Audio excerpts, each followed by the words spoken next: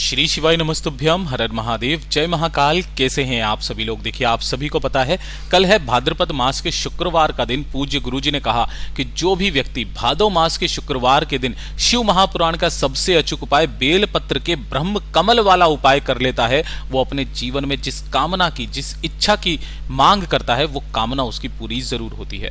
पूज्य गुरुजी की कथा से सुन करके और समझ करके पूरे उपाय को बड़े ही आसान भाषा में आपको बताऊंगा, परंतु उससे पहले आप सबसे एक छोटी सी प्रार्थना। जो लोग पहली बार आए हैं, चैनल को सब्सक्राइब जरूर कीजिएगा और वीडियो को लाइक करके देव आदिदेव महादेव का कोई सा भी प्यारा नाम कमेंट बॉक्स में लिखना मत भूलिएगा।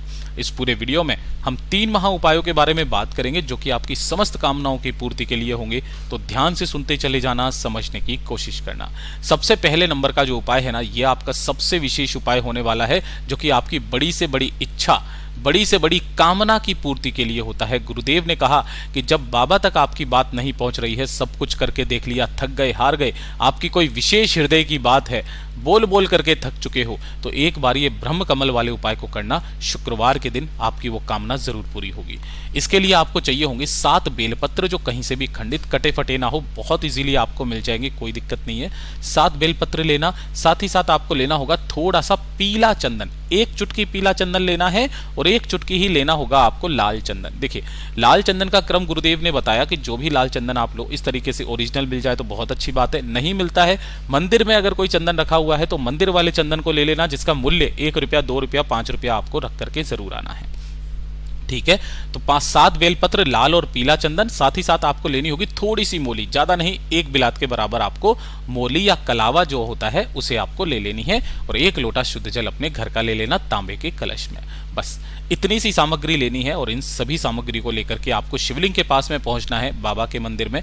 जैसे ही आप यहां पर पहुंचोगे, लेकिन इस चीज का ध्यान रखना कि इस वाले उपाय को सिर्फ और सिर्फ शाम के समय या फिर रात्रि के समय आपको करना है, जब प्रदोष काल लग जाए उसके बाद में। ठीक है ना। जैसे आप यहां पर पहुंचोगे, उत्तर दिशा की तरफ मुख करके आपको खड़े हो जाना है। यहां पर खड़े होने के पश्चात सबसे पहले आपने जो 1 लोटा शुद्ध जल लिया है, उस 1 लोटा शुद्ध जल को श्री शिवाय नमस्तुभ्यम का स्मरण करते हुए पहले शिवलिंग पर समर्पित कर देना, और शिवलिंग पर समर्पित कर देने के पश्चात जो आपने 7 बेलपत्र लिए हैं, इनका क्रम ध्यान दीजिएगा। 7 बेलपत्र की जो बीच वाली पत्ती है, इस बीच वाली पत्ती पर आपको लगाना होगा पीला चंदन, पूरी पर, है ना, इस तरीके से चिकने हिस्से की तरफ में, बीच में भी लगा देना है। मैं हाइलाइटर से बना रहा हूं इसलिए आपको दिखाई नहीं दे रहा। पूरे पर आपको पीला चंदन लगाना है, और जो लाल चंदन है उसकी एक एक बिंदी अंग का संबोधन इन दोनों की दोनों बेलपत्री की पत्तियों पर लगा देना। इसी तरीके से आपको 7 की 7 बेलपत्रियां तैयार कर लेनी है। 7 को एक दूसरे के ऊपर रख करके जो इनकी डंडियां होती है, इन डंडियों को सभी को मोली या कलावे से अपनी मनोकामना बोल करके इसमें गिठान लगा देनी है, बांध देना है। बांध देने के पश्चात इन सभी बेल पत्रों को आपको अलग अलग करना है। जैसे कि यहां से बंधी हुई है ना, तो ये कुछ इस तरीके से अलग अलग भी हो जाएंगी, लेकिन मतलब एक दूसरे से दूर नहीं हटेंगी। इस तरीके से आप इनको एडजस्ट तो कर सकते हो, लेकिन दूर नहीं हटेंगी। आपको इस तरीके से सभी बेलपत्रियों को रख लेना है, लगा लेना है। ठीक है, लगाने के पश्चात आपको अपने दोनों हाथों में इसे रखना है और अपने हृदय की बात, अपनी मनोकामना, अपना नाम और गोत्र बोल करके कह देनी है। और इन सभी को आपको बेल पत्रों को उल्टा, जिधर आपने चंदन लगाया है वो चंदन वाला हिस्सा शिवलिंग से स्पर्श हो, ऐसे समर्पित कर देना। गुरुदेव ने कहा था कि जब आप ऐसे समर्पित करते हो तो सभी डंडियां जो रहेगी बेलपत्र की, वो अलग अलग दिशा में होनी चाहिए। इस तरीके से समर्पित करके जो व्यक्ति अपने हृदय की बात डायरेक्ट महादेव से कह करके आ जाता है, चाहे कितनी भी बड़ी उसकी कामना क्यों ना हो, पूरी जरूर होती है। पूज्य गुरु जी का बहुत अद्भुत और अचूक उपाय है, जरूर कीजिएगा। बात करते हैं दूसरे वाले उपाय की। और ये जो दूसरा वाला उपाय है, देखिए, कभी कभार हमारे जीवन में क्या होता है कि अचानक से हमारे घर में धन की आवक होना थोड़ी सी कम हो जाती है, या फिर अनावश्यक खर्चे एकदम से होने लग जाते हैं, है ना, घाटा होने लगता है। अचानक से आपको समझ में नहीं आता कि पैसा जा कहां रहा है, एकदम से ऐसी समस्याएं आ जाती है। गुरुदेव ने कहा कर्ज लेने की नौबत आ गई है, लोन चुकता नहीं हो रहा है, किस्तों के लिए पैसा रखा था, पता नहीं कहां चला गया, कहां खर्च हो गया। बहुत बार ऐसे धन को लेकर के समस्या आ जाए तो आपको शुक्रवार के दिन एक काम करना है। एक पीला कनेर का फूल इस तरीके से लेना है, मात्र 1 फूल, पीला कनेर का, और 1 लोटा शुद्ध जल अपने घर का ले लेना तांबे के कलश में। बस ये दोनों चीजों को लेकर के आपको पहुंचना है भोले बाबा के मंदिर में शिवलिंग के पास। अब यहाँ पर उपाय करने का नियम बदल जाता है। उत्तर दिशा नॉर्थ डायरेक्शन की तरफ मुख करके खड़े होना, पहले अपना नाम और गोत्र बोल करके 1 लोटा शुद्ध जल शिवलिंग पर समर्पित करना, श्री शिवाय नमस्तुभ्यम का स्मरण करते हुए। पूरा जल समर्पित कर देने के पश्चात जब भी आप जल समर्पित करेंगे किन महादेव का स्मरण करेंगे? कुंदकेश्वर महादेव का। कुंदकेश्वर महादेव का आपको स्मरण करना है।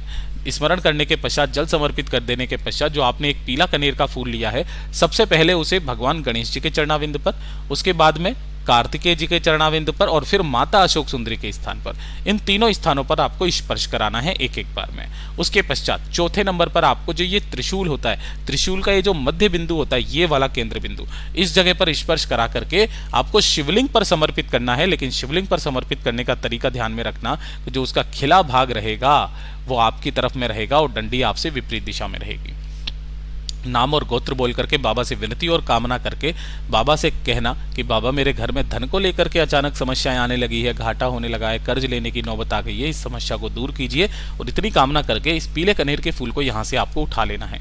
उठा करके अपने घर पे आपको 1 दिन तक 24 घंटे तक इसे अपने घर के मंदिर में रख देना है ना, 24 घंटे तक बस। और उसके पश्चात इस फूल को यहाँ से उठाना और किसी भी बेलपत्र पेड़ के नीचे जाकर के समर्पित करके आ जाना।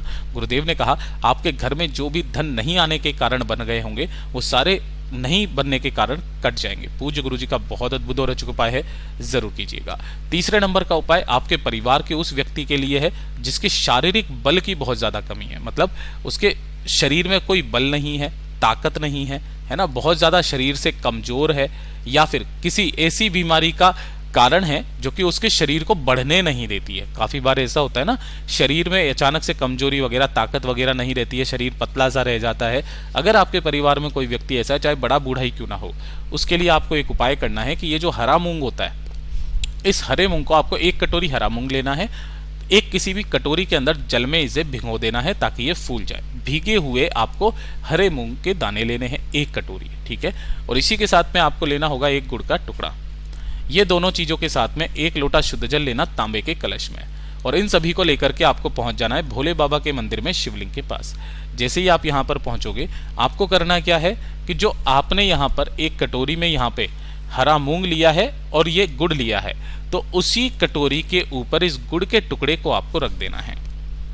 रख करके उस व्यक्ति का नाम और गोत्र बोल करके बाबा की शिवलिंग से स्पर्श कराकर, ध्यान रखना बाबा की शिवलिंग से स्पर्श करा करके आपको इसे उठा करके और अपने पास में यहां पर आपको रख लेना है। रख लोगे, रखने के पश्चात जो 1 लोटा शुद्ध जल है, उस 1 लोटा शुद्ध जल को उत्तर दिशा की तरफ मुख करके खड़े हो जाना और श्री शिवाय नमस्तुभ्यम मंत्र का स्मरण करते हुए नंदीश्वर महादेव के नाम से समर्पित करना। किनके नाम से? नंदीश्वर महादेव के नाम से समर्पित करना। समर्पित कर देने के पश्चात अपनी कामना बोलना। जिस बीमार व्यक्ति के लिए आप ये उपाय कर रहे हो, कामना बोल करके इस कटोरी को उठाना। जब आप मंदिर से बाहर जाओगे तो नंदी बाबा बैठे होंगे, नंदी बाबा के उठे पैर पर आपको इसे स्पर्श करा लेना है और स्पर्श करा करके जो भी बीमार व्यक्ति है उस बीमार व्यक्ति को ये खिला देना है। अगर बीमार व्यक्ति इसे खाने के मतलब उसमें नहीं हो, ताकत में नहीं हो, या फिर उसे किसी डायबिटीज वगैरह की समस्या है, तो किसी भी गाय को अपनी कामना कह करके खिला देना। फिर देखना उस व्यक्ति की शारीरिक जितनी भी परेशानियां हैं वो हमेशा के लिए खत्म हो जाएगी। पूज्य गुरुजी के सभी उपाय बहुत ही ज़्यादा खास और अद्भुत है, ज़रूर कीजिएगा। वीडियो पसंद आए तो लाइक ज़रूर करना, चैनल को सब्सक्राइब ज़रूर कीजिएगा।